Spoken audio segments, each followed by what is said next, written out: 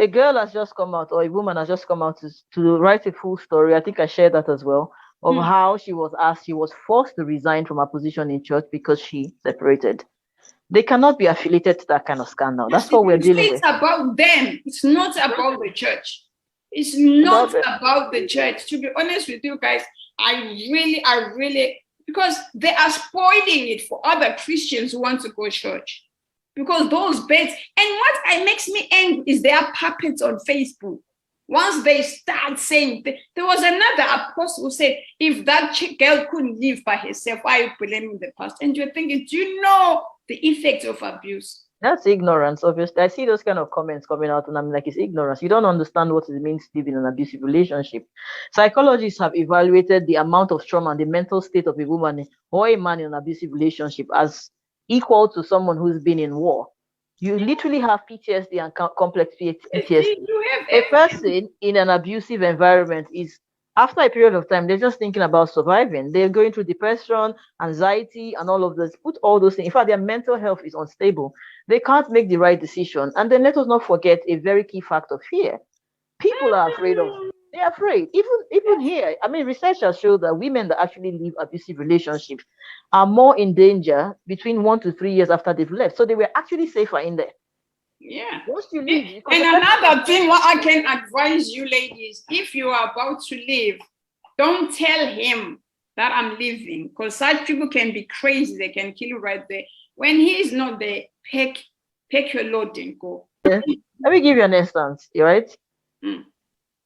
For the first time after 7 years, going 8 years of marriage, I began to get a little bit of strength because someone had come to the house. In fact, the person that he brought to the house, so he had cried to her on the phone, saying that I don't understand how my marriage is falling apart. And she said, oh, Nigerian men don't cry. This guy is so soft-spoken. He's an angel. Let me come to the house. She was the one that actually opened my eyes because she watched him for about 15 minutes and she was like, this guy is not normal.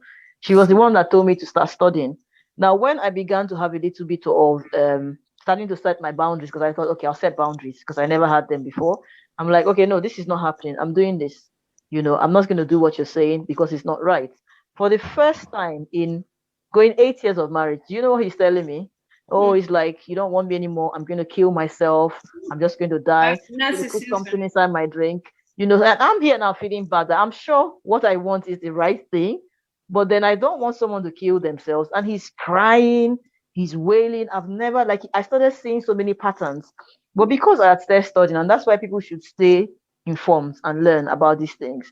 Because the more he was exhibiting these characters, it was checking out with the things that I've been studying. And the more he did these things, the more I said, man, I am in trouble.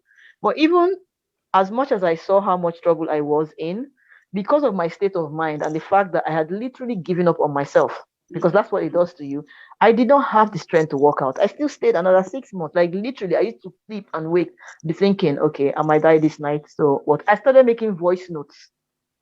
If you guys find me, I'll take my phone, I'll record it, I'll email it to a secret email account.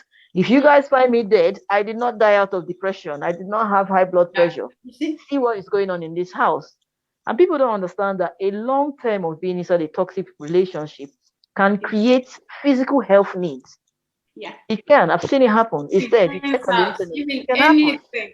You know, I look at Osinachi. If he had fallen down one day and collapsed and died, nobody will hear about domestic violence. Because even now, with everything that has happened, well, we're now looking at the fact that she had a respiratory issue. How did she get that respiratory issue in the first instance?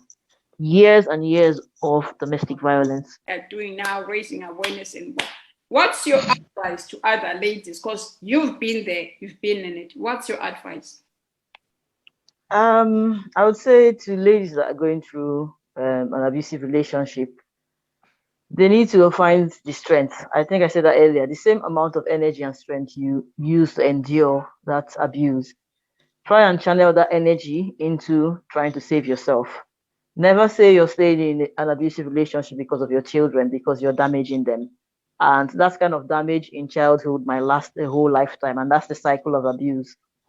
The other thing is, I try not to put too much pressure on the victim because I've been there. And I remember the first time when I saw a video. Okay, first of all, I didn't realize it was domestic violence because he had not hit me yet. So I was thinking, okay, if he can just hit me, then I can use that as my excuse. Even though by the time he actually started hitting me, I didn't do anything about it because I was already damaged. The first time I saw a video about domestic violence, I read the comments. And when I read the comments, and a lot of people were saying, these kind of people don't change, these kind of people don't change. And that was 2016, I think. You think that seeing that I was trying to save myself. Instead, I sat down and said, my life is over. Now, that's the impact of what abuse does to a person. So let's not put too much pressure on the victim. The victim potentially cannot remove themselves from that situation. We that are looking at people and seeing them change and go into their shells, let's try to help them. And Sue, you said something very important. Don't just bring somebody out of an abusive relationship and then leave them there because they might go back. People will go back up to 7 times and they might not make it out by the 7th time. You understand? You need to support them. I said something to someone that asked me, how long is it going to take me to heal? I said, don't put pressure on yourself. Look at this simple math, even though it's a process. For people that rescue abuse victims and are victims of abuse, if you've been in an abusive relationship for 7 years, every day, every week for 7 years, don't think you can change yourself in 7 days. You understand? When you bring somebody out, don't abandon them after 1 year and say, oh, they are 1 year later, you're still talking about this. Potentially, it can take them 10, 20 years to come out of it. So you have to be there to support them through that process of healing, taking them through, therapies, counseling, educative materials to help them find their feet. Otherwise, if you don't do that, they are going to go back to the same situation. And you look at them and say, oh, I tried to help her, she went back, because they didn't get the amount of support. So educate people, get them out, stay with them through the process of healing. I said to someone the other day, most people can remember a bad experience that happened when they were 5, 6, or 7 years old in primary school. Then how do you think that someone who just came out of an abusive relationship would have just forgotten everything? It would take a long time. So let's support people, let's watch people, and let's see how we can help them. And women, let's try and be strong, and let us try to support each other. Thank you. That's very great, because I went through abuse as young as 13, but I'm still struggling with PTSD sometimes. So it's not something that you can just. But all I can say is we are helping each other. We are not judging. One, let it not be said that so say the church is against church. I'm not against church. I'm not against tradition, but I'm against the views and the deeds that are done all in the name of using the scriptures for your own benefit. Let's watch out for that. And for everybody else who shared here, feel free. You might not have wanted to share here on the screen or talk about it. I've seen some other things. We can talk about it. As I said, I can't be able to talk about it today, but that's what I do. Because remember, I've gone through the long haul. I've had breakdowns. I've gone through abuse. I've gone in mental health situation. So there's no judgment there.